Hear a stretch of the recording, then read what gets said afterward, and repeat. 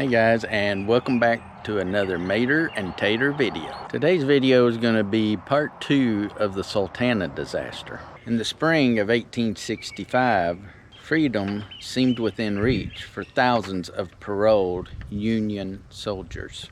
But on the swollen Mississippi, a tragic convergence was quietly taking shape.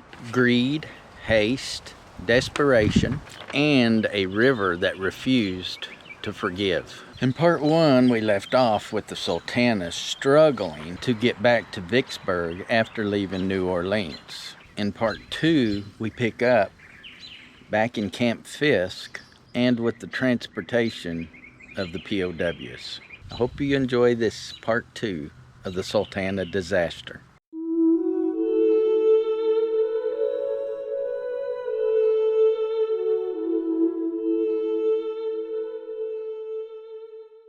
Back at Camp Fisk, the prisoners arrived in cattle cars, packed so tightly that breathing was a shared struggle. Yet the journey, I would imagine, felt miraculous after months of brutal captivity.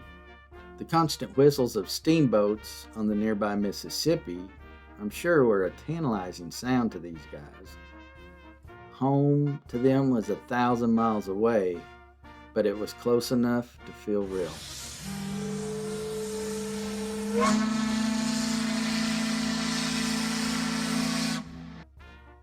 One can only imagine the sheer excitement surging through these guys. 4 long years of battle, captivity, and despair finally culminating in the dream of reunion with families who had feared them dead. When the long-awaited call came to board the trains going to the Vicksburg docks, they were crammed back into the cattle cars, designed for 600, loaded with nearly 900 now, trains shuttled continuously, ferrying wave after wave.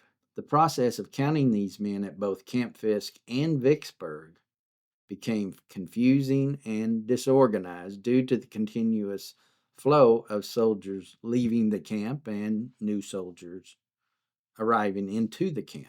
On April 23, 1865, the Sultana arrived back at Vicksburg.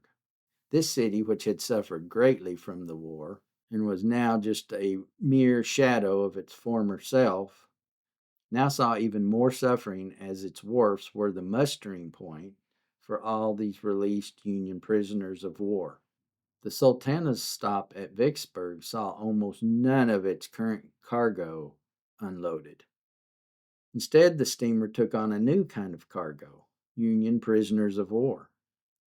To the soldiers watching from the Vicksburg docks, the vessel probably seemed like a golden ticket, a massive, elegant, floating palace that would carry them north to their families.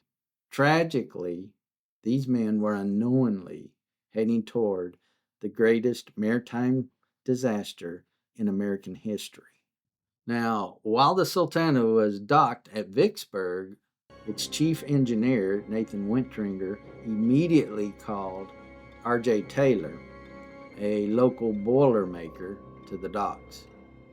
After inspecting the ship's boilers, Taylor delivered a chilling verdict. It was a death trap and required 2 days for complete repair. Driven by pressure for a quick turnaround, however, the Boilermaker was given only 20 minutes. Under protest, Taylor applied a thin, soft patch, a piece of iron no thicker than a pencil, over the failure and departed, certain the ship was no longer safe. Wintringer, the first to spot the leak and bulge, knew the engines intimately and heard the Boilermaker's warning that the ship was a ticking time bomb. Yet, he ultimately prioritized the captain's orders over his own technical judgment. He remained at his post as the boilers were refired, overseeing a repair he knew was dangerously inadequate. Before he gets to Vicksburg, he realizes that one of his boilers does have a leak in it. And there are 4 metal tubular boilers here that operate the engine part. So when he gets to Vicksburg, he does have a mechanic look at it, and he decides to patch it versus replacing it, because that would take 3 days, and he would have lost some of these passengers to the other steamboats. Captain Mason was under intense pressure to load the Sultana quickly, driven by several factors that necessitated haste on the boiler repair. Primarily, he had an agreement with Colonel Hatch to fill the steamer to capacity with soldiers. It was a lucrative arrangement that he did not want to share with other steamers in port, such as the Pauline Carroll and the Olive Branch, sitting idly in the same port as the Sultana. Every day spent on repairs was a risk that a competitor would take the valuable cargo. Furthermore, the government was demanding a swift return for the released POWs, many of whom were already on the docks, sick, malnourished, and desperate to go home. Their presence on the wharf added a burden of care and control. Finally, keeping the men on the docks for days risked attracting the attention and scrutiny of higher ranking officials. For Mason, the entire operation needed to be executed immediately to prevent any suspicion of wrongdoing. But the real driver behind this frantic rush wasn't just logistics or compassion for the starving men. It was greed, pure and simple. The deal Hatch had struck with Mason wasn't a standard government contract. It was a corrupt scheme designed to stuff the Sultana far beyond its safe limits for personal profit. To make sure the Sultana got the exclusive haul, Hatch and Mason reportedly went even further. They spread rumors around the docks and among the soldiers that the other available steamboats were contaminated with smallpox. The Sultana, they whispered, was the only clean and safe option to take, and in a time when disease fears ran high after years of camp outbreaks, these lies worked.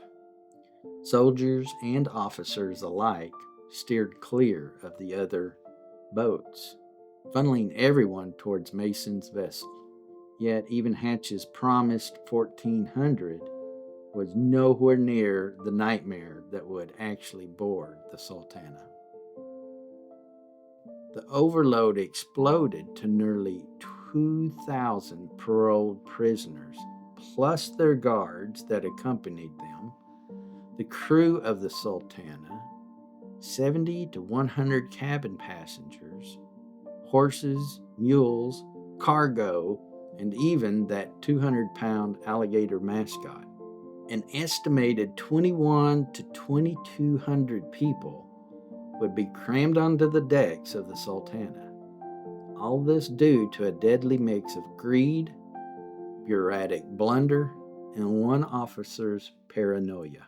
On the 24th is when over 1,900 actually board the Sultana. Okay. Now, the registered legal capacity for the Sultana was 376. Yeah. Captain Frederick Speed, the assistant adjutant general handling much of the paperwork at Camp Fisk, prepared muster rolls, organized the prisoners into groups, and oversaw the loading of the men onto the trains headed for the docks. Speed initially resisted loading anyone without the accurate muster rolls. The official lists were incomplete and underestimated the true numbers due to recent arrivals and poor record keeping, which meant the count was off by hundreds. Speed wanted to follow regulations and split the load between the steamers if needed. Speed actually resisted boarding any man onto the Sultana at first, preferring to wait for better counts or divide the load for safety and protocol. Speed was eventually worn down by a combination of Captain George Williams, who insisted on consolidating everything onto the Sultana for control and speed. There was also the pressure from the higher-ups to clear the crowded docks and the camp quickly, not to mention the urgency that the hatch and mason scheme had created. The decisive figure of all of this was Captain George Williams, the senior Union officer overseeing the transport at the docks. Williams was consumed by suspicion. He had heard dockside gossip that other steamboat captains were bribing subordinates to divert prisoners to their vessels. Possibly paranoid by these rumors, Williams made a fateful call, refused to divide the men across multiple boats. Instead, he insisted every available paroled prisoner aboard the Sultana alone. Some sources state that he even suspected Captain Speed of being in cahoots with the captains of the Pauline, Carroll, or Olive Branch, and thus diverted everybody to the Sultana. Williams, a West Point graduate and regular Army officer, Speed was a volunteer officer. In the hierarchical Army of the time, regular officers sometimes looked down on volunteers, and there could have been an underlying resentment or protectiveness over authority. In any case, Williams, as the nominal senior officer in charge of the transport operation, may have felt threatened, maybe by Speed's temporary handling of duties, or maybe of his administration control at Camp Fisk. At any rate, Williams' paranoia may have gotten to the best of him. So he left his position to go complain to Major Napoleon J.T. Dana, alleging that his subordinate, Speed, might be corrupt. While Williams was away making his complaint, he missed an incoming train carrying a new group of prisoners, an entire trainload, who were then directed to, where do you think? Yeah, the Sultana. So potentially adding another 600 unaccounted for men to the steamer. Upon his return, Williams acted on his suspicions and decisively overruled Speed, who had preferred to get accurate counts and possibly divide the loads. Instead, Williams ordered everyone to be consolidated onto the Sultana. Williams personally supervised the boarding, counted heads, or tried to, and dismissed numerous warnings from subordinates and even other steamboat officers about the visible overcrowding, deck sagging, men packed shoulder to shoulder like cattle, the boat visibly straining. Williams believed the numbers were under 1,500 and declared there was plenty of room. Over 2,100 souls crowded aboard the Sultana's decks. The vessel, rated for only 376, groaned under the weight as the soldiers crowded onto the Hurricane and Texas decks. The wooden structures began to sag and groan under the strain. Witnesses watched in disbelief as crewmen wedged rough wooden props and beams underneath to brace these upper decks, literally holding the boat together so they could keep loading on more. The Sultana was no longer a steamboat. It was a double-barreled disaster, propped up and ready to burst. Captain W.F. Kearns, the Army's master of transportation at Vicksburg, tried desperately to get some men loaded onto the other steamers in port, like the idle Pauline Carroll. He warned Hatch, Williams, and others repeatedly, but no one would listen to him. By the end of the day, the Pauline Carroll and Lady Gay steamed away empty-handed. The Olive Branch, which had already departed earlier with its light load of soldiers, still had some empty space that could have saved lives, while the Sultana now groaned under its heavy burden. William's fear of bribery ironically supercharged Hatch's corrupt plan. What started as a promised big but survivable load ballooned into a death trap. Mason and Hatch's shady deal was the first hammer of a double-barreled disaster. The second hammer, which made things even worse, was the sloppy record-keeping and miscounting of parolees by Speed and Williams, topped off by Williams' paranoia. With the patched boiler already a ticking time bomb, the Sultana departed Vicksburg, overloaded beyond imagination. The spring's floods, fast current added extra strain upstream, pushing the boilers even harder. The soldiers, thrilled at the sight of fresh uniforms and the promise of home, had no idea the floating palace carrying them was doomed by greed, bad math, misplaced suspicion, and a few well-placed lies. We're in Vicksburg at the Vicksburg Muriels on the banks of the Mississippi River, where the Sultana may have docked in this area or maybe somewhere pretty close to here. The courthouse is the original courthouse from 1865, and I am sure would have been seen by the POWs boarding the Sultana.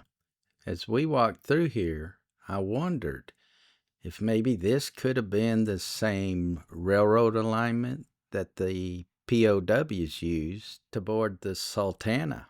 So it was here in Vicksburg, here at the Mississippi River, that back in 1865, April of 1865, when all the troops were being loaded onto the Sultana, overloading it, and it all started right out here. So I can't say for certain that this is where the Sultana docked, but many drawings and pictures from that time show the courthouse's cupola in the background. The Mississippi River has changed course many times over the years and is now located on the other side of those trees. But if you check maps from 1865, this would have been the main channel for the Mississippi River and the location of the steamboat docking area. It's interesting to think that this area was packed at one time with POWs from the Civil War, just trying to get home. So the siege on Vicksburg began April of 1863. So about 2 years after the siege, that's when they started bringing the prisoners from Camp Fisk, which is further a little east of here, down here to Vicksburg. At 9 p.m. on April 24th, the Sultana finally tossed her lines. The Mississippi she pulled into wasn't the calm river of the summer. It was a monster, swollen by spring rains and snowmelt to a record 3-mile wide flood stage with a terrifying fast current. The Sultana's northward journey on the Mississippi was a desperate fight for survival. This extreme condition, combined with immense weight of the people and cargo, forced the firemen to push the ship's boilers far past their safe limits. They were redlining the engines simply to maintain a headway, creating immense pressure against R.G. Taylor's mere quarter-inch soft patch. However, the Sultana's true danger wasn't just the weight it carried or the soft patch, but rather a critical flaw high above the engines. With 2,100 men crammed onto the upper decks, the ship was dangerously top-heavy, causing it to list severely when the pilot steered around a river bend or a cross-current hit the vessel. This list created a lethal condition inside the 4 boilers. As the ship leaned, the water would rush to the low side of the boilers, leaving the iron plates on the high side exposed and dry. Directly over the intense furnaces, these exposed plates would quickly become glowing red hot. When the ship eventually righted itself, the cooler water rushing back into the superheated iron created a sudden and massive spike in pressure, flash steam effect. This process not only weakened the side of the boilers with each occurrence, but also caused the metal on the dry side to scorch and fatigue. At approximately 7 a.m. on April 26, the Sultana arrives in Helena, Arkansas again. Docking in a city already partially submerged by floodwaters, even in the early morning, a crowd gathered to witness the extraordinary spectacle. A ship severely overloaded that it appeared as though a blue wave, the uniforms of the overcrowded soldiers, was washing across its decks. T.W. Banks prepared his camera to capture the scene. Taking advantage of the perfect early morning light for his long exposure glass plates, the men on the ship, still groggy and chilled by the damp river air, quickly rushed to the side of the ship to be included in the photograph. This mass rush of soldiers to the port side of the boat caused the Sultana to list severely. The excitement of this photo op quickly gave way to pure terror for the crew of the Sultana as the wooden guards groaned and the river water began to lap at the lower decks. Captain Mason and his officers frantically screamed over the roar of the excited soldiers, urging them to move back. They understood that if the ship's dangerous list continued, the Sultana would never make it past Helena. She would capsize and sink in a matter of minutes. The soldiers reluctantly shifted toward the center and starboard sides, slowly bringing the massive ship back to an even keel. You're looking at the stern, which is the back part of the boat, and the left side, which is called the port. When Thomas Banks takes this photograph. Now, it takes about 60 seconds in 1865 to take a photograph. You've got all these little frames that you have to take back and forth. So during that minute's time, they do see the camera. They do come to this side, smile for the camera. Mm-hmm. One of the survivors, Captain William Freisner, that's his picture right there below his gun. He's actually testified and noted that Captain Mason is yelling at him at this point, "Get your guys back, trim ship, you're going to turn us over." Because he's up here, he can see it leaning, and it is leaning.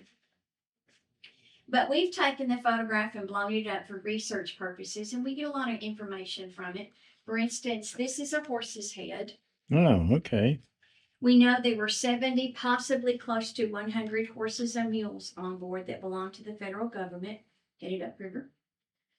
We believe this guy to be standing on the one overturned lifeboat that's on the back of the Sultana, and that's why he's so much taller. And you'll see it on our model in the next room. We believe that to be Captain Mason, because you can kind of make out his hat on his head. This is Miss Lucy Ross Smith, who boarded in Natchez. Many of them remember the lady on the passenger deck singing up there. So, okay. She does not survive. We are in Helena, Arkansas, and this is, well, not the exact location, it is the location of the Sultana's last, I guess, stop here on April 25th, 1865, I think it was. It was here in Helena on the banks of the Mississippi River at 9 a.m. on April 26th, 1865, that the Sultana would have docked to take on wood, coal, and supplies.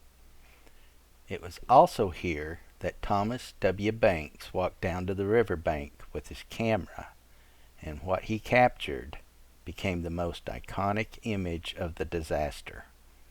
Hundreds of men packed shoulder to shoulder on every deck, some standing, some sitting, many waving. They looked hopeful, relieved, and alive. The Sultana would have come from this direction from Vicksburg and headed in that direction on its way to the Memphis wharfs. Of course, this is not the exact location as the rivers changed over the years, and the riverbank in 1865 would have actually been back here behind me in that direction. Where we stand now probably would have been underwater at that time. By 9 o'clock in the morning, the lines were cast off for the last time. As the Sultana turned her nose back into the heavy current, the cheers from Helena wharf faded away. The men in that famous photograph were finally on their way, not knowing that the Mississippi Greyhound was now fighting a battle she could not win. The Sultana spent the next 10 hours battling a river that was more of an inland sea than a waterway. By the time she reached Memphis, the stage was set for the final mechanical failure.